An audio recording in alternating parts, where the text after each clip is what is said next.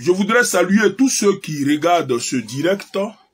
Je suis Monsieur Kei Mélène. Bon, aujourd'hui, je voudrais parler à Kone Katina. Oui, alors, je voudrais demander au grand frère Kone Katina, bon, mais de plutôt nous parler du bilan du président Laurent Gbagbo. Gbagbo Laurent était président de la République de Côte d'Ivoire.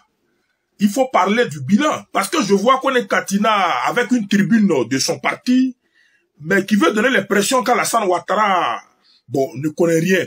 Alors qu'aujourd'hui, en Côte d'Ivoire, on sait qu'il ne connaît rien. Les Ivoiriens, bon, ne vont plus permettre que, bon, des gens qui ne valent rien se retrouvent aux affaires.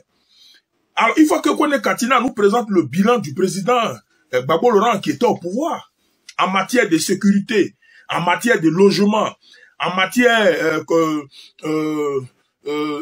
d'infrastructure, en matière d'éducation, en matière de santé. Qu'est-ce qui a fait l'objet d'une innovation au temps de Gbagbo Laurent? Qu'est-ce qui a marqué les Ivoiriens? Rien du tout. Alors pendant 10 années, le régime de la refondation a perdu le temps aux Ivoiriens. Oui, pendant 10 années, nous avons vécu dans l'intoxication et le mensonge. Aujourd'hui, il faudra que Kone Katina accepte de faire le bilan du président Laurent Gbagbo. Qu'est-ce que Gbagbo a eu à réaliser? C'est ça on veut entendre. Alors, moi, aujourd'hui, je voudrais dire simplement que vraiment, Gbagbo Laurent et son parti, bon, mais c'est des gens qui ne valaient rien. Quand on regarde aujourd'hui la réaction de certains anciens cadres, anciens collaborateurs du président Laurent Gbagbo, quand on regarde mais leur raisonnement, de ceux qui sont agrégés jusqu'aux plus petits, mais il y a problème. Alors aujourd'hui, les Ivoiriens veulent avancer. Les Ivoiriens veulent vraiment mieux vivre. Quand on regarde aujourd'hui ce que le président Alassane Ouattara est en train de faire, oui, ceux qui sont avec Alassane Ouattara ont des arguments. Maintenant, vous qui avez vécu avec le président Laurent Gbagbo, qui aujourd'hui avait décidé d'animer l'opposition, il faudra quand même que vous présentiez un bilan. Alors, il y en a qui disent que non, le président Laurent Gbagbo n'a pas pu gérer la Côte d'Ivoire, bon, parce que la Côte d'Ivoire était en guerre. Arrêtons-nous à ce sujet-là, à ce niveau-là. La Côte d'Ivoire était en guerre. Alors donc, c'est aussi un bilan.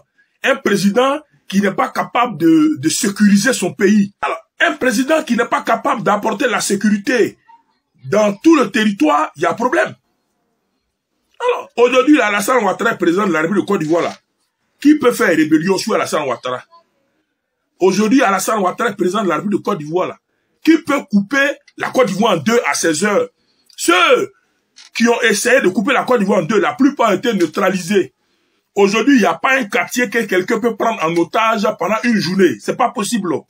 L'actuelle armée, l'actuelle gendarmerie, l'actuelle police, mais du président Alassane Ouattara, mais c'est pas possible d'essayer de prendre une région. Aujourd'hui, quand on regarde l'armée du général Lassina Doumbia, quand on regarde la gendarmerie du général Apollo Alexandre, quand on regarde la police de monsieur Kouyaté, mais aujourd'hui, la Côte d'Ivoire et ses armées se portent bien. Alors, on peut pas, c'est pas comme au temps de Gbagbo Laurent où n'importe qui se lève à n'importe quel moment et il sème la zizanie. Voici un bilan. Le fait de n'avoir pas pu sécuriser le pays, mais c'est ça. Alors, ceux qui disent que le président Gbagbo Laurent n'a pas travaillé parce que la Côte d'Ivoire était divisée. Ouais, mais c'est parce qu'il valait rien. Quand un président qui vaut rien est aux affaires, il y a toujours problème. Oui, la Côte d'Ivoire ne peut jamais retrouver son unité parce que ceux qui sont au pouvoir, quand ils ne valent rien, mais il y a le désordre dans le pays. Aujourd'hui, Alassane Ouattara est là, la sécurité est garantie, les Ivoiriens se promènent, même vous, Kone Katina et vos amis, vous pouvez organiser vos activités comme vous le voulez, la liberté d'expression, vous racontez des bêtises, et c'est ça qui est la vérité. Alors donc, vous devez faire le bilan de votre mentor et des activités que vous avez menées. Aujourd'hui, les Ivoiriens veulent de nouvelles choses. Les Ivoiriens veulent avancer. Et moi, je dis que vraiment, ceux qui n'ont rien apporté à la Côte d'Ivoire et qui continuent toujours de bavarder là, vraiment, il faudra que vraiment ceux-là, on leur dise à un moment donné que mais qui ne valent rien. Parce que ce sont des vauriens qui n'ont pas construit du meuble et qui n'ont rien apporté. Aujourd'hui, tous ces ponts-là, rien n'a été réalisé. On dit non que Gbagbo Laurent avait financé. Tout ça, c'est du mensonge. Rien n'a été financé. C'est Alassane Ouattara qui est venu, qui a financé les projets et qui les a réalisés. Aujourd'hui, le président Alassane Ouattara promet la création du pont qui va relier Bassam et Benjerville. Ça veut dire que si tu es au niveau déjà de Cocody et tu passes par Benjerville, automatiquement tu as Bassam et tu peux continuer à Bonois. Tu n'es plus obligé de revenir par le pont de Makori pour aller aussi. Non, directement tu as Bassam. C'est ça le développement. Et Alassane Ouattara est en train de construire la Côte d'Ivoire. Et ce n'est pas comme au temps de Gbagbo Laurent où on a des problèmes de circulation. Alors donc ceux qui disent que Gbagbo Laurent n'a pas pu gérer la Côte d'Ivoire parce que la Côte d'Ivoire était en guerre, ça veut dire qu'on a perdu 10 années en Côte d'Ivoire ici parce que le président ne connaissait rien.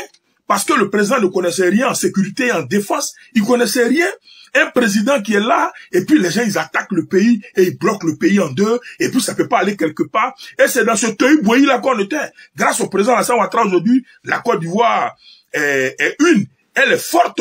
Et aujourd'hui, il n'y a pas un couillon qui peut se lever aujourd'hui pour semer la zizanie. La rébellion, ce n'est pas sur Alassane Ouattara. Ça peut jamais avoir lieu sur Alassane Ouattara. Ceux qui a eu la rébellion, c'est parce que les gens ne valaient rien.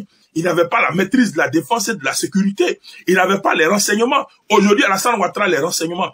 Tout ce qui se fait dans le noir, là, Alassane Ouattara est informé. C'est pour cela, depuis l'avènement du président Alassane Ouattara jusqu'à aujourd'hui, toutes les tentatives de déstabilisation ont été neutralisées. Quand vous n'êtes pas capable de maintenir la sécurité, la sécurité dans un pays, c'est clair que vous ne pouvez pas apporter le développement. Parce qu'on ne peut pas développer dans le désordre et dans l'instabilité. Et c'est ça, on dit président, un bon président devrait pouvoir, dans un premier temps, garantir la sécurité de son pays et des personnes, de leurs biens. Je pense même à ceux qui ont perdu le pouvoir. Quelqu'un qui a perdu le pouvoir, mais c'est le summum même de je ne connais rien. Ceux qui ne connaissent rien, c'est eux qui perdent le pouvoir. Alors, nous attendons le bilan du président Laurent Gbagbo. Et moi, c'est ce que je demande au grand frère Kone Katina, de nous présenter un bilan, de nous parler des réalisations du président Laurent Gbagbo. Et c'est ce que nous attendons. Selon tout ce qui se raconte actuellement par le PPACI, qui est dirigé par le président Laurent Gbagbo, mais on n'attend rien de concret. On veut d'abord un bilan pour un parti qui avait été au pouvoir, pour un président et des collaborateurs qui ont géré le pays. On veut un bilan. Et si vous ne nous présentez pas ce bilan, c'est pas la peine de nous emmerder. C'était KI Côte d'Ivoire. Alors, je reviendrai pour une prochaine pensée. Je vous remercie.